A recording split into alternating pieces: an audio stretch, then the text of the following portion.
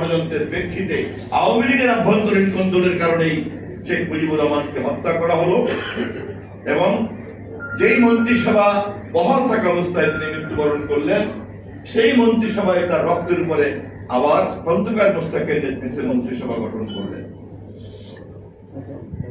এগুলো তো আমাদের বানানো কথা না, ইতিহাসের পাতায় পাতায় এই ছবি আছে, চিত্র আছে।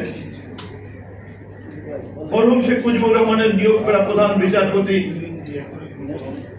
সায়েম সাহেব সেই দিন বাংলাদেশের প্রথম সামরিক শাসন জারি করেছেন এবং সেই সামরিক শাসন বহাল রয়েছে যতক্ষণ পর্যন্ত শহীদ রাষ্ট্রপতি জিয়াউর রহমান রাজনৈতিক প্রক্রিয়া শুরু না করেছেন ততক্ষণ পর্যন্ত।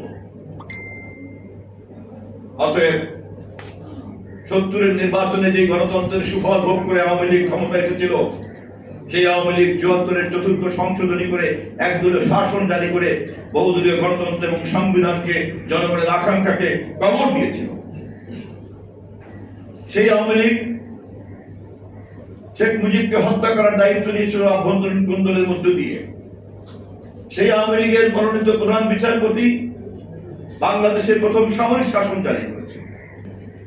এই রাজনৈতিক নৈরাজ্য, ধ্বংসস্তূপ স্বাধীনতা যুদ্ধের শুরুর সময় যেমন দিক নির্দেশনাবিহীন থাকার কারণে মেজর জিয়াকে দায়িত্ব নিতে হয়েছে এবং পরবর্তীতে খন্দকার তাজউদ্দিন আহমেদ যা গ্রহণ করতে বাধ্য হলেন, আবার স্বাধীনতা উত্তরকালের এই নৈরাজ্যের সমস্ত সমাধানের দায়িত্ব পড়ে গেল জেনারেল জিয়াউর রহমানের উপরে।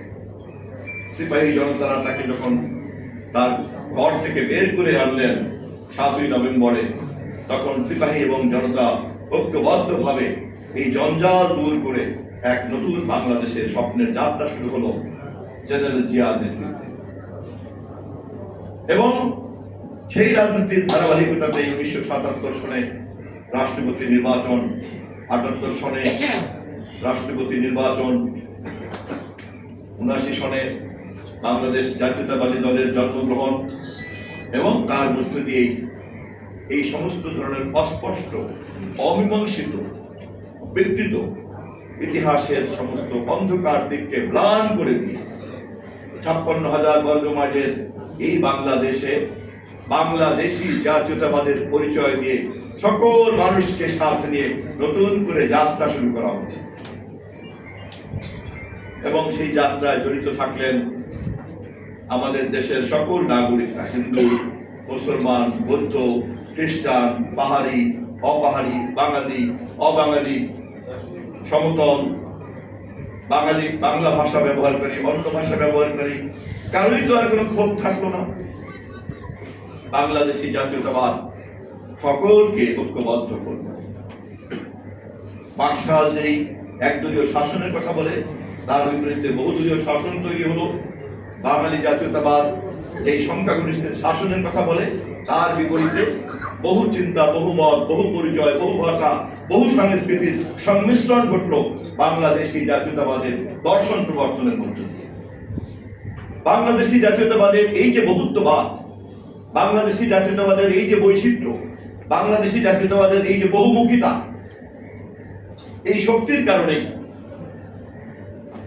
৭০-এর আগের শেখ মুজিবের এত প্রভাব থাকা সত্ত্বেও বাংলাদেশের রাজনীতিতে বারবার তাকে আওয়ামী লীগের নেতৃবৃন্দকে পরাজিত হয়ে বিদায় নিতে হয়। অপরদিকে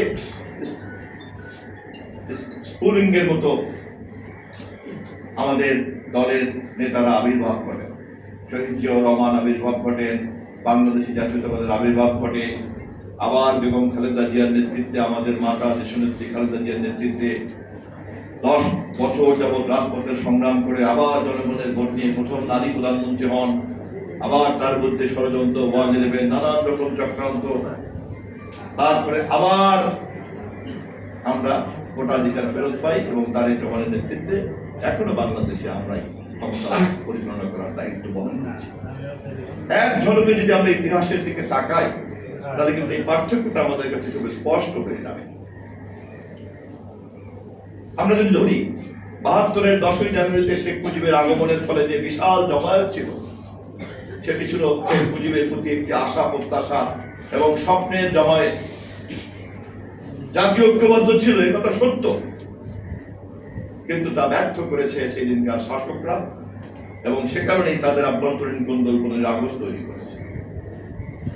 এই জামায়াতের বিপরীতে আমরা যদি ধরি শহীদ জিয়াউর রহমানের জানাজাকে, প্রমাণ হবে শহীদ জিয়াউর রহমানকে ঘিরে মানুষের যে স্বপ্ন তৈরি